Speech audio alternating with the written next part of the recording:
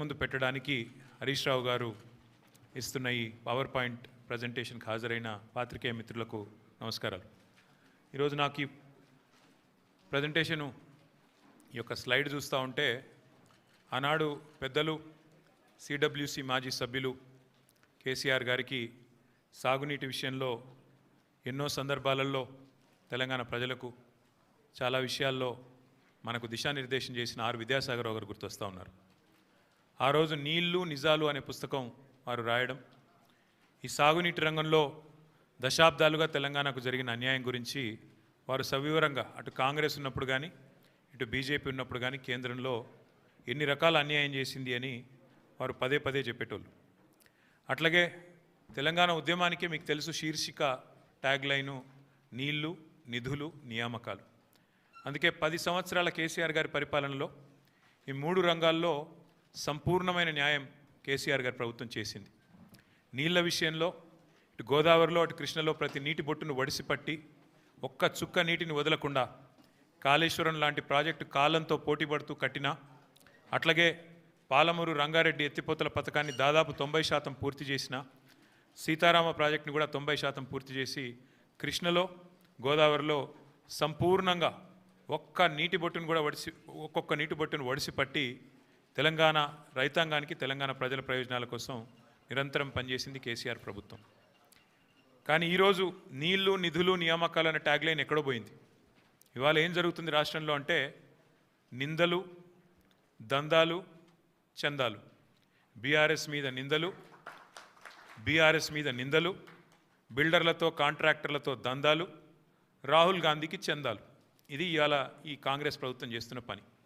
సిగ్గు లేకుండా ఇవాళ నిస్సిగ్గుగా రాష్ట్ర ముఖ్యమంత్రి కానీ అదేవిధంగా భారతీయ జనతా పార్టీ కానీ నీళ్ల విషయంలో చేస్తున్న దుష్ప్రచారాన్ని తిప్పికొట్టడానికే ఈరోజు హరీష్ రావు గారు మీ అందరికీ వివరంగా సమాచారం ఇస్తారు. అందులో ముఖ్యంగా మిత్రులు నేను గమనించాలని కోరుతున్నది ఒకటే. మార్బీ అనే ఒక గుజరాత్లో ఒక ప్రాంతంలో ఒక పెద్ద బ్రిడ్జ్ కూలిపోయి 140 మంది చచ్చిపోయినా ఏ ఎన్డీఎస్ఏ బోదు, ఎవడు బోడు, ఏ ఏజెన్సీ బోదు, 140 మంది చావులకు ఫలానావాడు బాధ్యుడు అని ఒక బాధ్యతాయుతమైన ఏ ఏజెన్సీ మాట్లాడదు, కేంద్ర ప్రభుత్వం మాట్లాడదు, గుజరాత్ ప్రభుత్వం మాట్లాడదు. బీహార్లో 4 రోజులకు ఒకసారి ఒక్కొక్క బ్రిడ్జ్ కూలుతున్నా అడిగే నాతుడు లేడు. అదే తెలంగాణలో ఇక్కడ కాంగ్రెస్ ప్రభుత్వం ఉన్నప్పటికీ సుంకిశాల రిటైనింగ్ వాల్ కూలిపోయి 100 కోట్లు నష్టమైన ఎన్డీఎస్ఏ రాదు, ఎవడు రాడు. అట్లాగే ఎస్ఎల్బీసీ టన్నల్ వీళ్ళ అవినీతి కమిషన్ల కక్కుర్తితో అది నిజంగా మళ్ళీ తిరిగి రివైవ్ చేసే పరిస్థితి ఉందా లేదా అని కూడా సోయి లేకుండా, కనీసం ఆలోచన లేకుండా, ఇంగిత జ్ఞానం లేకుండా పూర్తి స్థాయిలో కుప్పగూలిపోయి 8 మంది చచ్చిపోయి దగ్గర 100 రోజులు దాటిపోయినా ఇప్పటి వరకు ఉత్తమ కుమార్ రెడ్డి మాట్లాడాడు, రేవంత్ రెడ్డి మాట్లాడాడు, కేంద్ర ప్రభుత్వంలో ఉన్న ఒక్క మంత్రి మాట్లాడాడు, ఎవరు బాధ్యత తీసుకున్న మనిషి లేడు. అట్లాగే వట్టెం పంప్ హౌస్ మునిగిపోయిన ఈ కాంగ్రెస్ ప్రభుత్వం వచ్చిన తర్వాత దాని గురించి మాట్లాడేటోడు లేడు. అట్లాగే పెద్దవాగు ఒకసారి కాదు 2 సార్లు కొట్టుకొని పోయిన ప్రాజెక్టు అడిగేవాడు లేదు. కానీ కాళేశ్వరం విషయంలో మాత్రం హరీష్ రావు గారు, కేసీఆర్ గారు 100 సార్లు చెప్పారు. కాళేశ్వరంలో 100 కంపోనెంట్లు ఉంటే ఒక్క కంపోనెంటు ఒక బ్యారేజ్, అందులో 3 బ్యారేజీలు, 19 రిజర్వాయర్లు, 21 పంప్ హౌజులు, 100 కిలోమీటర్ల సొరంగ మార్గాలు, 1000 కిలోమీటర్ల ప్రవాహ కాలువలు ఉన్నాయి, 100 కంపోనెంట్లు ఉన్నాయి. ఆ 100లో ఒకటి మేడిగడ్డ బ్యారేజు. అందులో మొత్తం 371 పిల్లర్లు ఉంటే 3 బ్యారేజీలు కలిపి 2 పిల్లర్లలో ఒక దగ్గర పగులు వచ్చింది. దాన్ని పట్టుకొని దున్నపోతూ ఈనింది అని కాంగ్రెస్ వాడంటే దుడ్డెను కట్టేయమని బీజేపీ వాడు 2 రోజుల్లో ఎన్డీఎస్ఏ రిపోర్ట్ అని వడ్డించి ఎన్డీఏ రిపోర్ట్ బీజేపీ ఆఫీస్లో తయారు చేసి ప్రజల్ని భ్రమింపజేసే ప్రయత్నం చేసినారు. దానికి తిరుగులేని విధంగా ఎల్ఎన్టీ అనే సంస్థ ఏ సంస్థనైతే పార్లమెంట్ భవనం కట్టిందో, ఏ సంస్థనైతే కాంగ్రెస్ పార్టీ కేంద్ర కార్యాలయం కట్టిందో ఆ సంస్థ మొన్ననే స్పష్టంగా చెప్పింది, ఈ నివేదికను మేము తిరస్కరిస్తున్నాం, ఎన్డీఎస్ఏ రిపోర్టు ఇది చెత్తబుట్టలో పడేయడానికి తప్ప ఎందుకు పనికిరాని రిపోర్ట్ అని చెప్పినారు. అట్లాగే ఆ సంస్థనే ఏ సంస్థనైతే నేను అడుగుతున్నా రేవంత్ రెడ్డిని, ఏ సంస్థనైతే మేడిగడ్డ బ్యారేజ్ కట్టిందో ఆ సంస్థ నిజంగానే పనికిరాందైతే మరి కాంగ్రెస్ పార్టీ కార్యాలయం కూడా ఆ సంస్థతో ఎందుకు కట్టించడం నేను అడుగుతా ఉన్నా.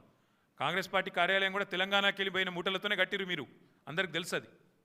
అందుకే మేము అనేది ఇవాళ వాస్తవాలు తెలియజెప్పడానికి తెలంగాణలో జరుగుతున్న దుష్ప్రచారం 2 పార్టీలు ఒకటై కాంగ్రెస్ బీజేపీ కుమ్మక్కై ఇవాళ దున్నపోతు ఈనిందని ఒకడంటే దుడ్డెను కట్టేమని ఇంకోటి అన్నట్టుగా ఇద్దరు ఒకటై నీళ్ళిచ్చిన కేసీఆర్ మీద నీళ్ళిచ్చి కన్నీళ్లు తుడిచిన కేసీఆర్ ప్రభుత్వం మీద అభాండాలేసే ప్రయత్నం ఏదైతే చేస్తున్నారో కమిషన్ పేరిట ఏదైతే నాటకాలు ఆడుతున్నారో ఆ విషయంలో వాస్తవాలు బట్టబయలు చేయడానికే ఇవాళ హరీష్ రావు గారిని నేనే కోరినా మీరు దయచేసి చెప్పాలి మీరు ఎందుకంటే మీకున్న అనుభవం ఎవరికీ లేదు కానీ ఇది ఈ పరంపరలో మొదటిది ఈరోజు ఈ మీటింగ్ నేను హరీష్ రావు గారిని కోరుతా ఉన్నా ఇక్కడే కాదు నేను మొన్ననే డాలస్లో తర్వాత లండన్లో చాలామంది ఎన్ఆర్ఐ మిత్రులను కలిసిన వాళ్ళందరూ అంటున్నారు అన్న మాకు కూడా చెప్పండి వివరాలు మాకు కూడా చెప్పండి విషయాలు మాకు కూడా చెప్తే మేము కూడా సోషల్ మీడియాలో చెప్తామన్నా ప్రచారం చేస్తాము ఈ విషయంలో ప్రభుత్వం ఒకడేమో మరి బట్టగాల్చి మీదేస్తుంటే ఇంకోటి దానికి తానా అంట తందానా అంటున్నాడు కాంగ్రెస్ వాడు బీజేపీ వాడు ఇద్దరు కలిసి తెలంగాణ బొండిగ విసికే ప్రయత్నం చేస్తున్నారు